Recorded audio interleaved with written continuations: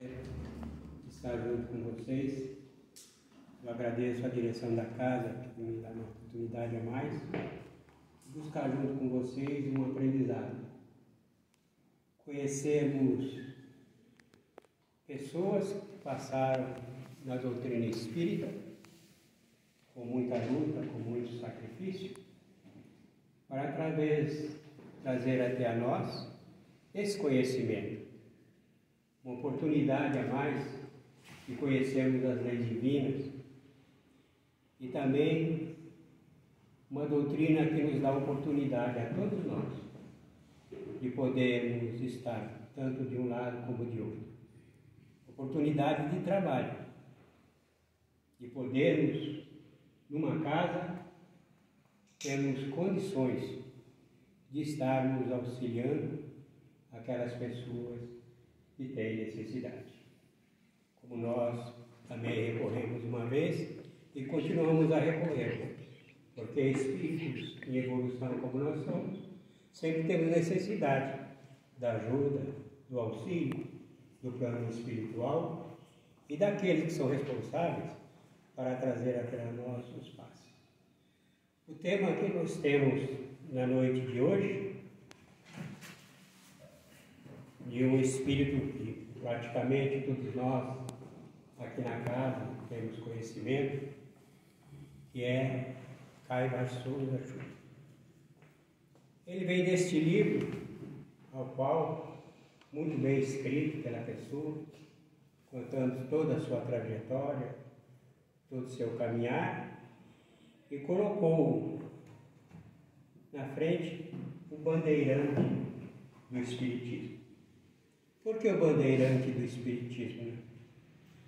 Nós sabemos que pela história os bandeirantes eram homens destemidos, corajosos e aventureiros.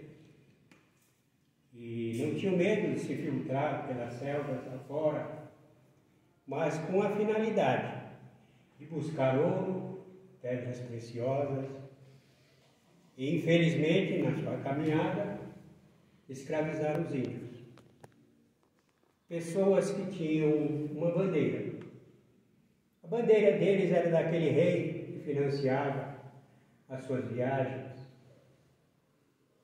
A bandeira deles era daqueles colonos que os pagavam para que eles pudessem trazer até os lugares para trabalhar como escravos os índios. E foi uma trajetória de muito sangue, de muita violência, de muita agressividade. Então esse era um dos bandeirantes que nós conhecemos na história tradicional. E quando nós vemos no livro o nome Bandeirantes, nós percebemos um bandeirante diferente, um bandeirante do amor, ao qual, dentro de si, o amor ao próximo era a sua bandeira. E a bandeira dele era justamente Jesus. Desde a sua caminhada, que ele iniciou, sempre buscando ajudar seus semelhantes de tudo quanto é forma. Esse é o nosso tema de hoje, e que muitos aqui já conhecem. Então nós vamos começar a falar desse irmão um pouco antes de 1868. Um pouco antes de 1868, na colônia de Ismael, no plano espiritual, e todos nós sabemos que Ismael é o responsável pela espiritualização de todos nós que vivemos no Brasil. Essa é a meta de Ismael. Esse é o trabalho que ele se propôs com sua equipe e que está em todos os cantos do nosso Brasil, em todas as religiões, buscando fazer com que possamos, na nossa caminhada, sermos espíritos melhores. E na colônia de Ismael, ele convida uma entidade para uma nobre missão. E ele aceita essa missão. E qual que era a missão desse espírito? Propagar novos conceitos sobre os ensinamentos de Jesus. Nós sabemos que os conceitos anteriores eram justamente um Deus que castigava, um céu e um inferno. Ele teria que trazer ensinamentos sobre a vida atual, nossa vida após a morte, como nós estaríamos no plano espiritual, falar sobre céu e inferno e reencarnação. E esse trabalho, ao qual ele teria sido designado, já estava iniciado por Kardec. E este já estava no fim da sua missão. Kardec já estava no final da sua tarefa, ao qual ele tinha proposto e que o plano espiritual tinha passado para ele. Mas teria que dar continuidade. Espíritos teriam que vir de vários lugares, de vários cantos, para continuar a propagar essa nova doutrina. Mas ele não iria nascer na Europa, ele não iria nascer na França, ele iria nascer em um país ainda em ascensão, mas de grande potencial importante para o futuro. Ele não iria vir só, com ele iria vir vários espíritos dedicados, que o ajudariam na sua missão. E ele aceitou essa tarefa ao qual ele estava incumbido. Então, no Rio de Janeiro, no dia 22 de nove de 1868, veio ao mundo Caibach Souza Schultz, que dedicaria a sua vida na ajuda ao próximo e ser um grande responsável pela divulgação do Espiritismo no Brasil. E na América Latina, ele chegou a fazer até intercâmbio com a Europa. É até difícil de nós pensarmos como é que ele conseguiu, morando numa cidade tão pequena como Matão, e tão jovem como ele é. Caibach perde os pais aos 9 anos de idade e vai viver com o avô. Estuda no Colégio Pedro II até o 2º grau. Mas ele não se adaptava muito aos ensinamentos do colégio. Não era aquilo que ele queria. Ele era uma pessoa que buscava sua independência, ele era independente. Sai do colégio e começa a trabalhar em uma farmácia como prático, com 17 anos. E tem um grande conhecimento farmacêutico. Porque aquilo já estava dentro dele. Já talvez em suas vidas passadas, ele já tenha se dedicado a determinados trabalhos. Por isso que ele adquire uma facilidade muito grande, como farmacêutico, de estar passando os remédios que era necessário. Ele poderia ter uma vida tranquila, já que seu avô era pessoas influentes. Ele não veio de uma família sem condições, a família tinha muitas condições, era até ligada ao imperador daquela época, a Dom Pedro II, mas ele era muito idealista e muitos sonhos a realizar. E ele resolve sair do Rio de Janeiro e vir para São Paulo. Mas não foi assim. Aí eu vou para lá, vou para ensinar. O plano espiritual deu uma empurradinha. Por quê? Caibach, ainda jovem, gostava das noites do Rio de Janeiro, aquelas noites gostosas, né? De serenata. Ele participava muito, né? Se você estivesse nessa época, você também estaria. E ele adorava esse tipo de coisa, só que acabava com a saúde dele. Porque ele ficava até de madrugada, nessas serenatas, quando ele voltava, já para o trabalho. Ele acaba ficando doente e mesmo trabalhando em farmácia, ele não conseguia achar como resolver o problema dele. Ele vai até o médico, e o médico fala para ele, olha, se você não sair dessa vida, você vai morrer logo. porque você vai pegar um câncer, uma tuberculose. E a tuberculose naquela época matava. Aí ele resolve sair. Aí ele sai e lá ele vem para São Paulo. Ele fica em São Paulo, mas o destino dele já estava traçado. Ele marca um ponto e resolve para Araraquara. Ele vai para Araraquara, trabalha em farmácia, muda-se depois para Piracicaba e ele volta novamente para Araraquara.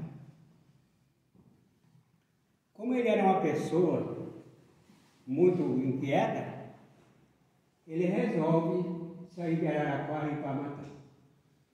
O que era Matão naquela época? Uma vila. Uma pequena vila, qual ele monta a sua farmácia e ali ele começa a trabalhar. Ele ama demais esse local. Essa cidade, para ele adorava. Ele começa a luta pela emancipação junto com outras pessoas da cidade, até que a cidade consiga ser município. Idealista com seus próprios recursos, ele adquire o prédio para a Câmara Municipal em 1889. Com 21 anos de idade, assume o cargo de presidente da Câmara. Era muito querido na cidade. Por quê? Ele estava sempre pronto a ajudar seu semelhante. E ajudar os amigos mais necessitados, com remédios, roupas, alimentos e muitas vezes com dinheiro. Caibara era católico, e era um católico fervoroso. Tanto é que ele e os amigos fizeram a igreja da cidade, e ele foi até Araraquara e pediu para que o padre viesse 2 vezes por mês rezar a missa no local. Mas ele sentia um grande vazio dentro dele que ele não conseguia compreender. Ele tinha muitas saudades do pai e do irmão que faleceram com 4 anos de idade. Ele chega para o padre e fala: padre, meu pai e minha mãe está toda hora vindo conversar comigo. É constante, é todo dia. O padre fala: vamos rezar uma missa, porque mexer com os mortos não é bom. Vamos rezar uma missa, que isso vai passar. E assim vem várias missas. E nada de resolver o problema, né? Continua o problema.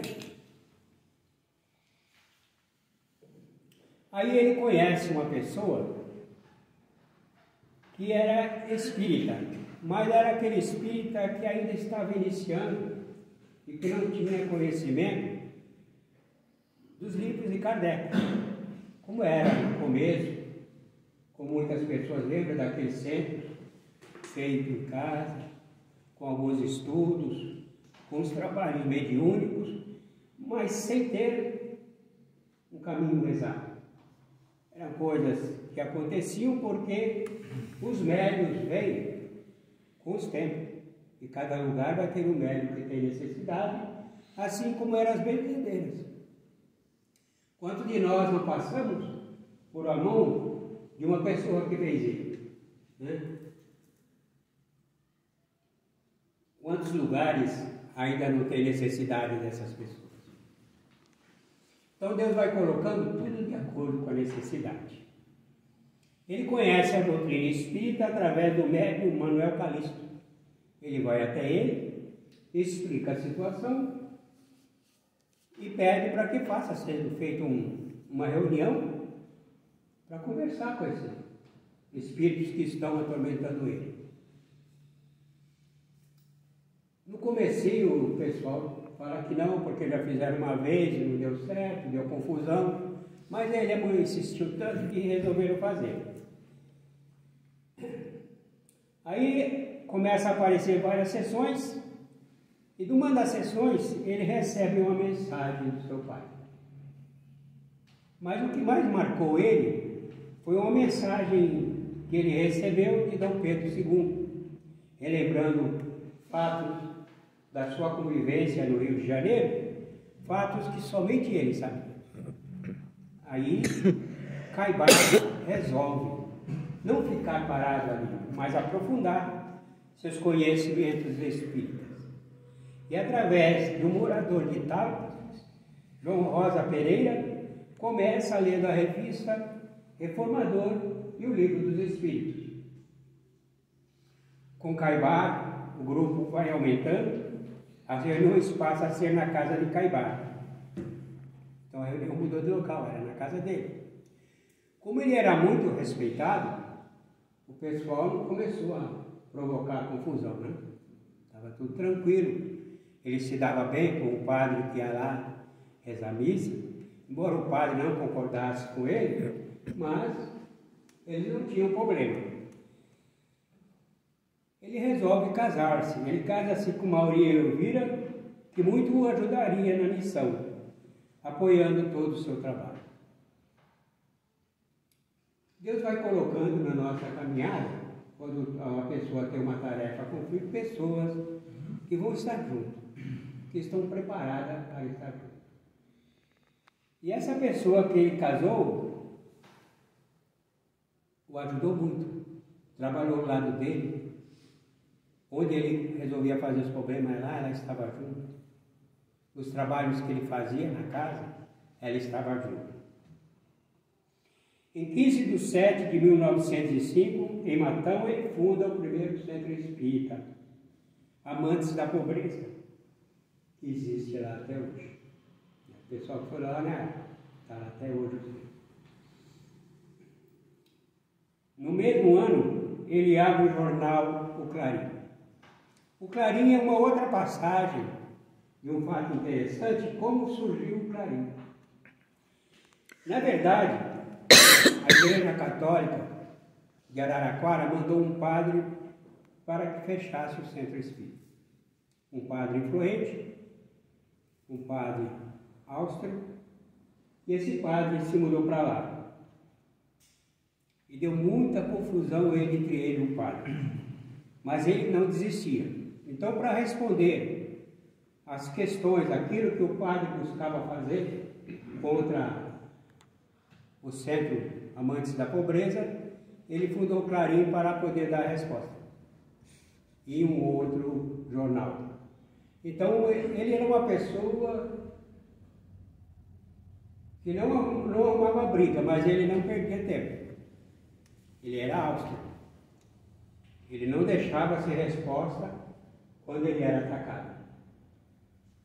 Tanto é que a Federação Espírita Brasileira chamou ele a atenção várias vezes, dizendo que não era essa forma. Mas ele falou, a única maneira que eu tenho de defender os nossos ideais. Então ele lutava de unhas e dentes para fazer isso. Ele fundou o jornal Clarim, que no futuro também seria uma editora. Na sua primeira tiragem, 200 exemplares, esse jornal se expandiu por todo o estado de São Paulo e chegando até a América Latina. Caibá não tinha preguiça. Ele saía à noite e distribuía o jornal nos trens. Quando o trem parava na estação, ele chegava lá, entregava o jornal, colocava em cada banco que estava vazio, e assim o jornal ia correr no espaço. Ele e seus amigos chegaram a entregar no cemitério, principalmente quando era dia de finado, eles participavam do cemitério e entregaram esses jornais. Tanto que eles pegavam esse jornal e cada pessoa saía para um lugar distribuir. Esses amigos que o plano espiritual colocou junto com ele e que falou que ele teria o apoio para conseguir a sua caminhada. E até aqui em São Paulo foi um dos piores lugares que um dia não deixaram eles entregarem os panfletos na Consolação. É uma outra briga com ele. Ele ia até delegado, ele ia até prefeito e ele brigava para que pudesse o jornal ir em frente. Ele enfrentou sem medo as perseguições comuns aos espíritas naquela época e nunca se curvou a elas defendendo.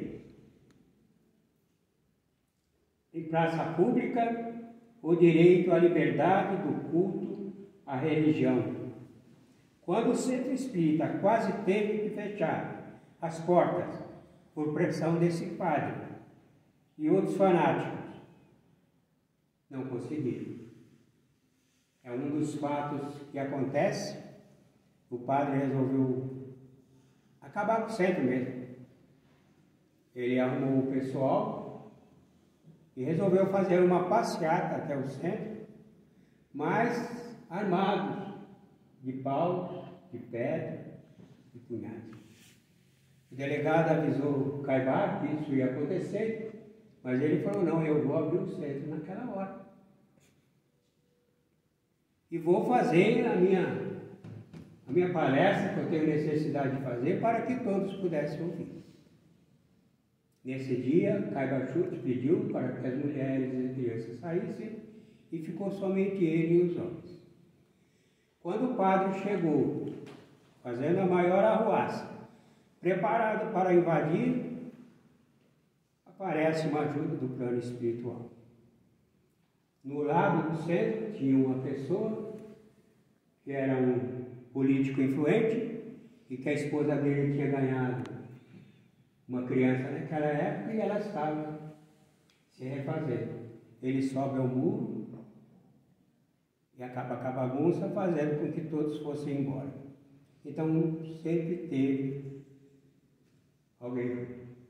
Tanto é que Caibar Schultz, nesse ato, foi chamado a atenção. Porque Caibar Schultz tinha, junto com ele, duas armas. E se as pessoas fossem invadir lá, ele ia se defender. Mas o plano espiritual falou: por que você não confiou em nós? Você não confia nesses amigos que estão aqui desse lado? Dali para frente, todas as armas que ele tinha, ele dispensou elas e nunca mais usou. Voltar atrás devido às pessoas influentes da cidade que admiravam o trabalho de Caibar. Antes de ter um carro, Caibar visitava os necessitados de charrete. Por quê?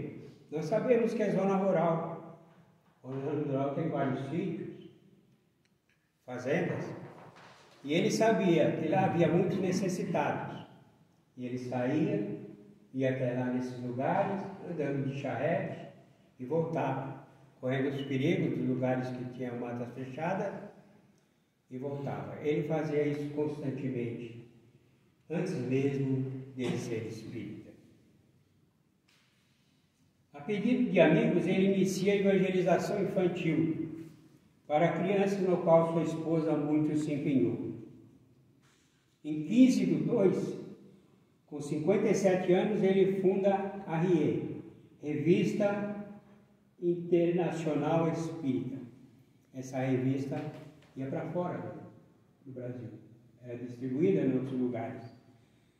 Após receber a ajuda de colaboradores, um tal de Luiz Carlos Borges, uma semana depois, ele recebe máquinas, papéis, sortimentos de impressão, ao qual ele começa então a imprimir os livros que ele tinha já tudo pronto.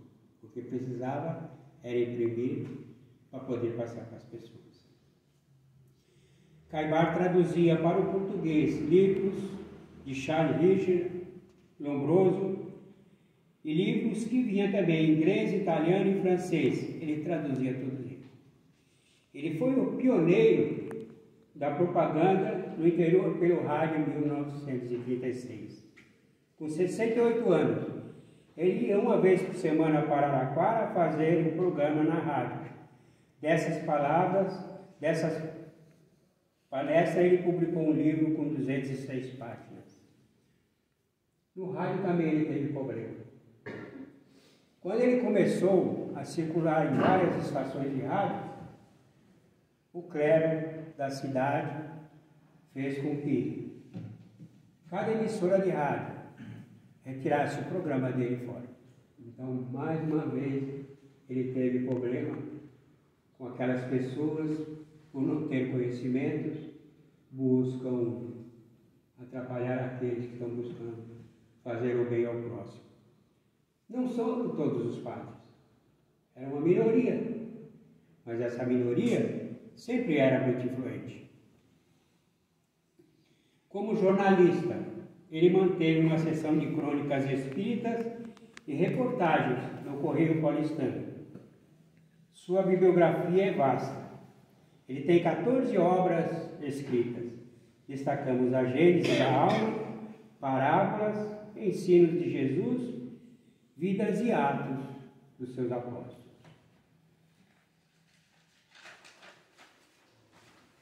Com sua farmácia, Caibar poderia ter ficado rico, mas sempre buscava ajudar os mais necessitados na medida dos seus esforços e divulgar a doutrina espírita.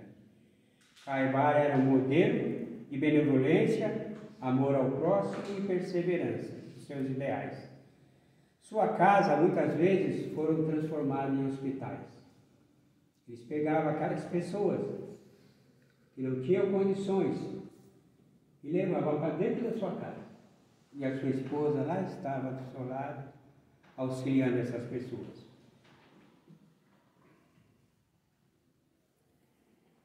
Ele buscava pregar nos locais que eram presídios, em praça pública e onde quer que ele fosse chamado. Ele colocou sua saúde, sua fortuna a serviço da causa que abraçara. Caibar foi um homem de fé, um orador convincente, trabalhador infatigável, dinâmico, realizador e portador dos mais vivificantes exemplos de virtude. Em 30 de 1 de 1938, o Brasil e o mundo perdem esse homem, que deixaria um grande vazio para aqueles que o conheceram, dando continuidade em sua missão no mundo dos espíritos. Nós vemos que Caibar era um homem que não media os esforços para estar auxiliando o semelhante e para a divulgação daquela doutrina que ele tanto amava. E essa casa tem seu nome. Casa Caibar Souza Schutter. Como nós conhecemos um pouco da história de Caibar, quem quiser conhecer a fundo e que não tenha lido esse livro, está tudo aqui. Muito bem escrito, das pessoas que passaram pela sua vida, de todas as suas lutas, de todas as suas dificuldades. Mas para nós conhecermos um pouquinho da nossa casa aqui, seria bom, né? Muitos de nós, talvez, não tenhamos conhecimento de tudo. Eu não tenho. Por eu não ter, eu gostaria de convidar a Janete para falar um pouquinho sobre a casa, sobre o trabalho, como ela iniciou, e aí você encerra. Boa tarde. Obrigado. É fácil falar do nascimento desta casa, porque desde os meus 8 anos eu participo, né? Tanto é que eu costumo dizer que eu vim pelo amor e não pela dor. Com a bênção de Deus, né? Nasci num berço espírita e essa casa ela começou dentro da casa dos meus pais. Assim, porque naquela época, né, meu pai é de 1914. Ele devia ter os seus 20 anos, Caibar ainda era vivo. Só que meu pai era da região mais a fundo né, do interior de São Paulo. Tanto é que até hoje, de Matão para lá, ainda tem mais 200, 300 quilômetros, né? E o que acontece? Meu pai, ele não acreditava em espírito, só que ele benzia. Ele era um homem de muita fé. E ele era o benzedor da região dele. Tanto é que a fé dele era tanta que as pessoas iam buscar ele para... Geralmente era benzer gato, né? Essas coisas. E o que acontecia? Ele, de lá, falou, não, pode ir que já tá curado. Ele fazia as vibrações dele, né? Energia. Quando a pessoa chegava lá, os fazendeiros, o pessoal do sítio, geralmente eram aquelas peças de perna, essas coisas em animal, né? Porque antigamente não tinha vacina, como tem hoje.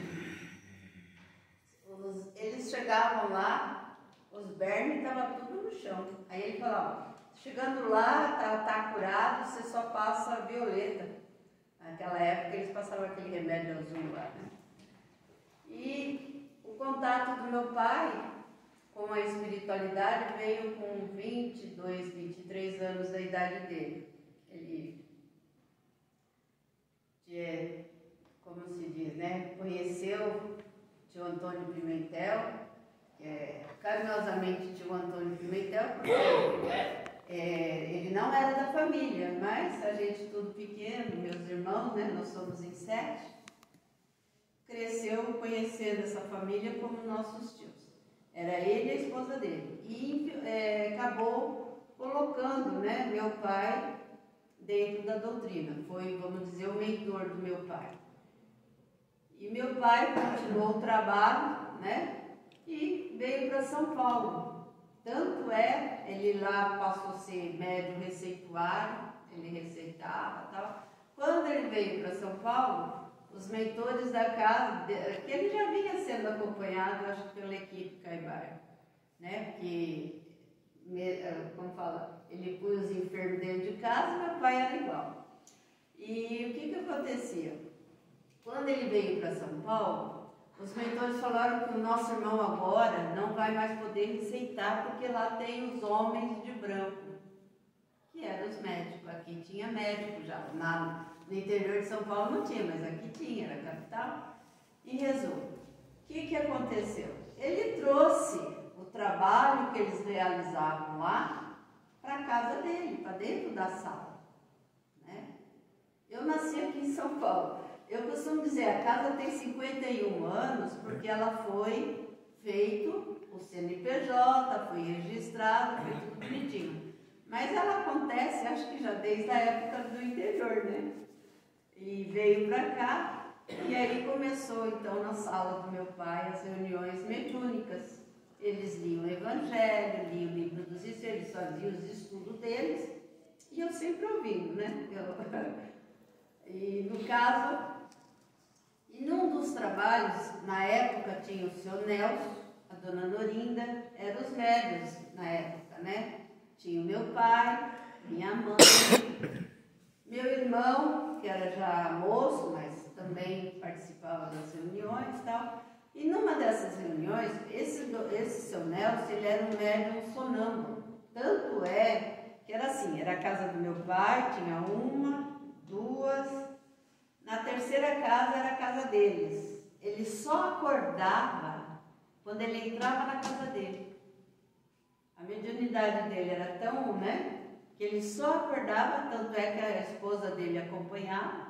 Ele nunca poderia participar sozinho, porque ele entrava em transe e só acordava, tomava consciência quando ele estava no lar dele.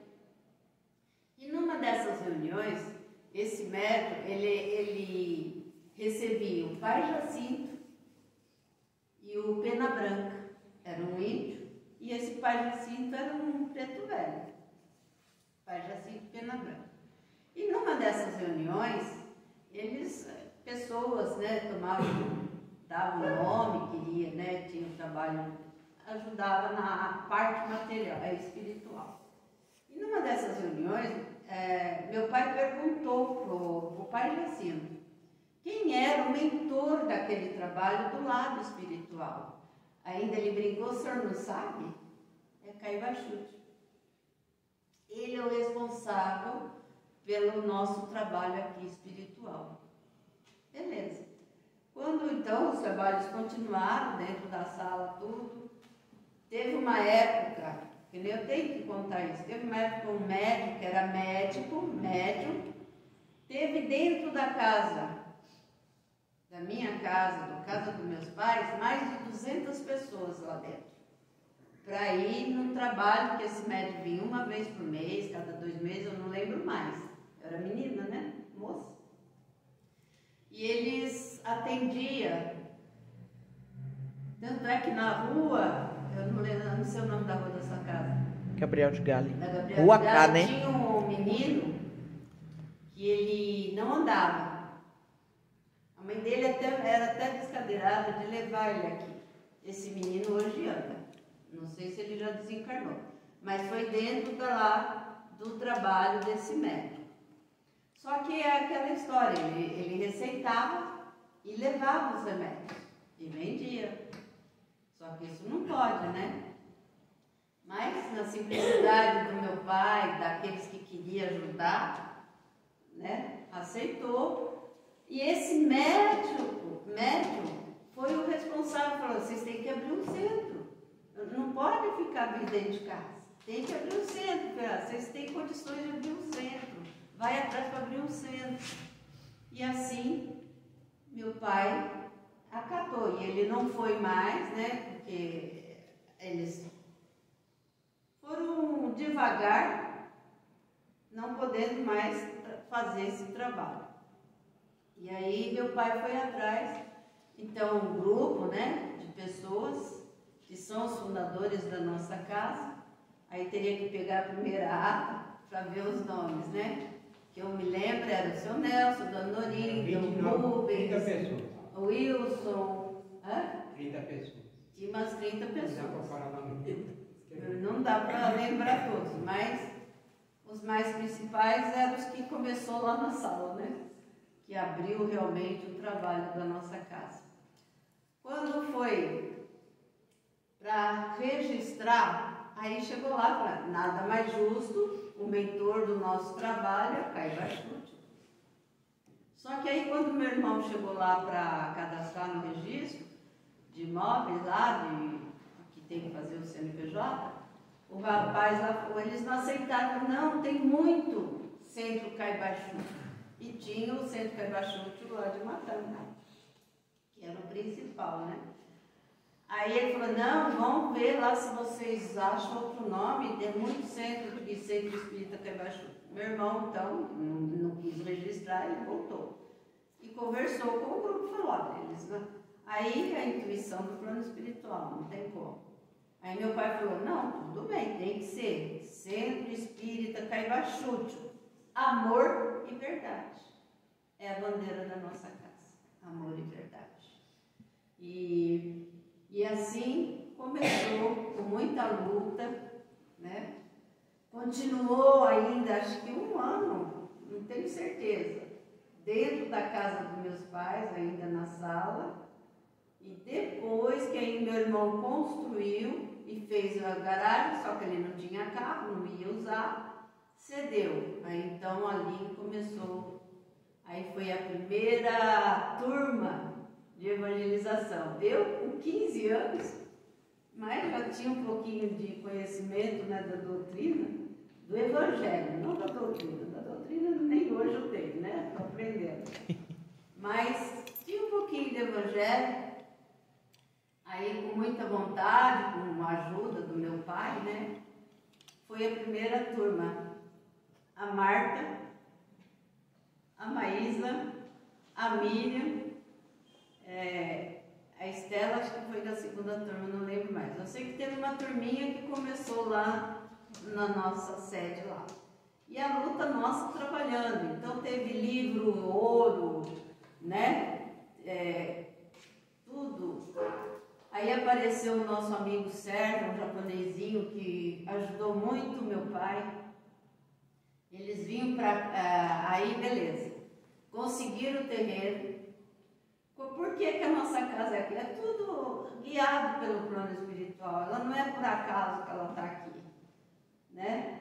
Aí falaram, o mentor do meu pai falou, vai ter uma rua na rua Lázaro Rodrigues. Alguém falou que ia ter, né? Aí meu pai veio dessa rua de fio a pavio aqui era um barranco, não tinha esse escadão. Desceu, olhou, ele falou, enganou a gente, não tem placa nenhuma. Ele foi embora, chateado, desanimado.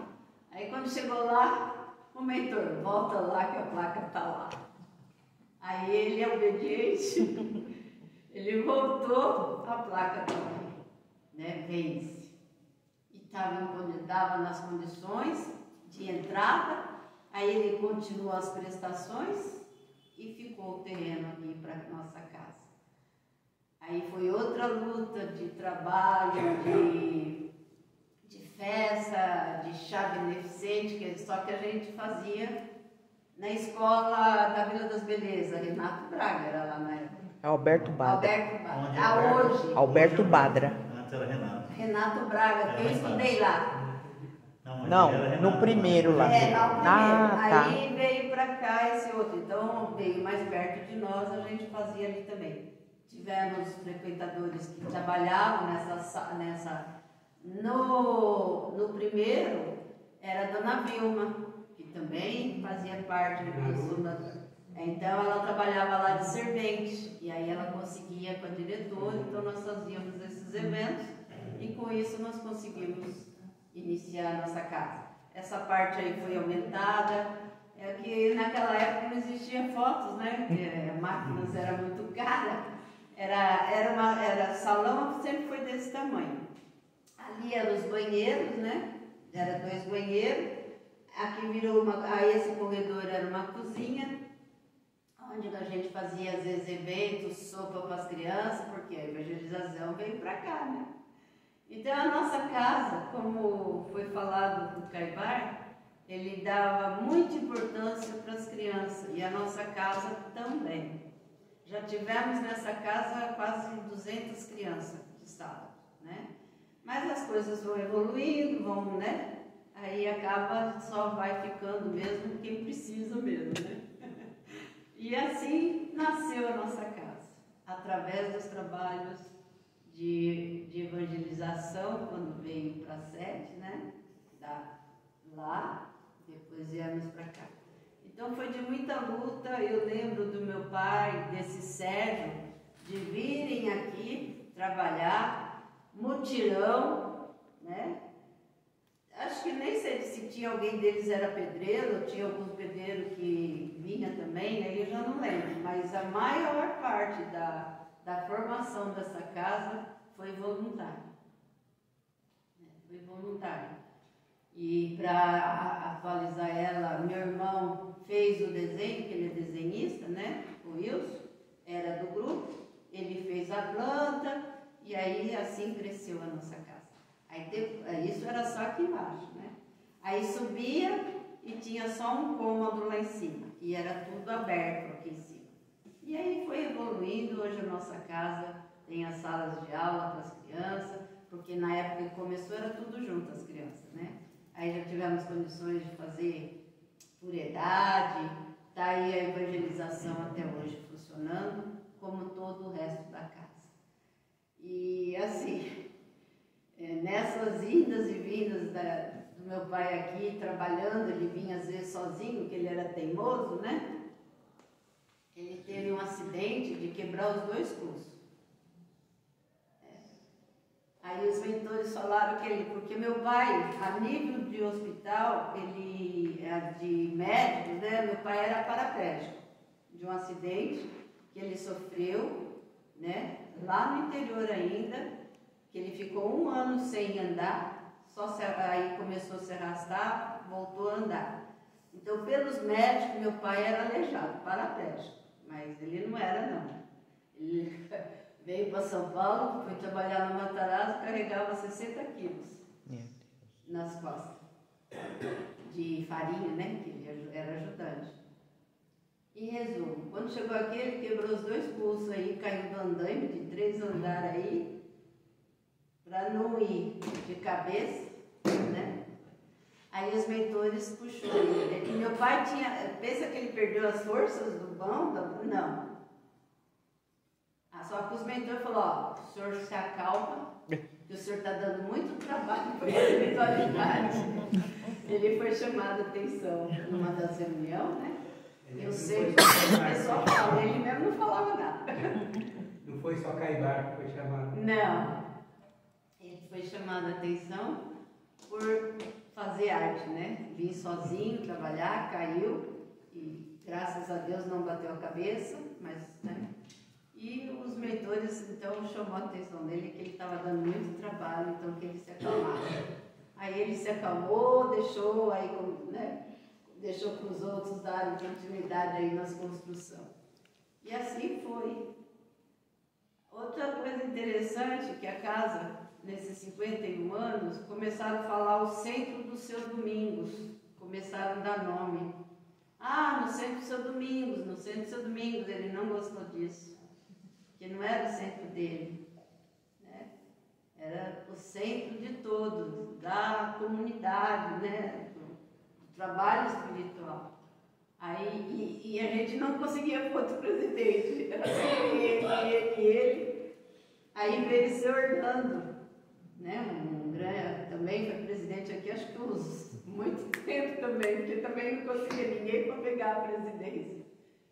E quando ele conseguiu que o senhor Orlando entrasse, fosse presidente, ele foi delegando para o pessoal, e aí ele mudou para o interior e fundou outro Caivachute lá em tem outro centro Caivachute lá, né? É uma extensão daqui, também tem sede, que aí era meu tio também, trabalhou muitos anos na federação, foi embora para lá, e ele vendeu a casa dele, e ele deixou, quando eles fundaram o centro, ele comprou o terreno, eles fundaram o centro lá. E assim é a história do Caivachute, o porquê o nome Caivachute, a luta continua, né? E que essa casa possa prosperar cada vez mais, dentro do propósito do ensinar e do doar, né? Toda assistência, eu costumo dizer que a nossa casa, ela tem o lado social, o lado material, mas o lado dela maior de trabalho é o lado espiritual, né? E era o que eu tinha que contar, é o que eu lembro, né, da minha infância, dentro desta casa, posso dizer, dentro desta casa. E eu agradeço a Deus imensamente, porque ela foi a base, o alicerce da minha vida, né? Então, eu posso assim, eu sinto isso, que eu entendi o que é o fardo leve do Jesus. É compreender os ensinamentos e buscar levar, através da nossa vivência, não somente aqui dentro, mas lá fora também. E eu espero ter aprendido e ter sido exemplo para aqueles que me conhecem e para aqueles que convivem comigo. E que Jesus nos abençoe e nos dê sempre essa casa bendita, para que a gente possa, quem sabe, né, em outras reencarnações aqui continua. Tá? Que Jesus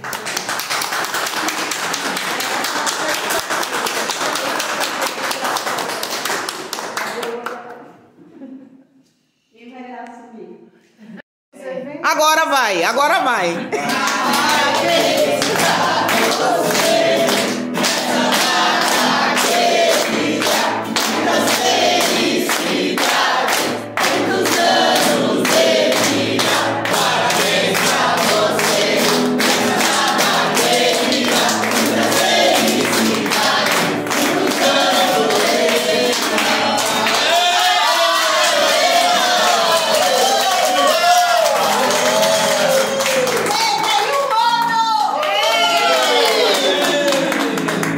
De novo.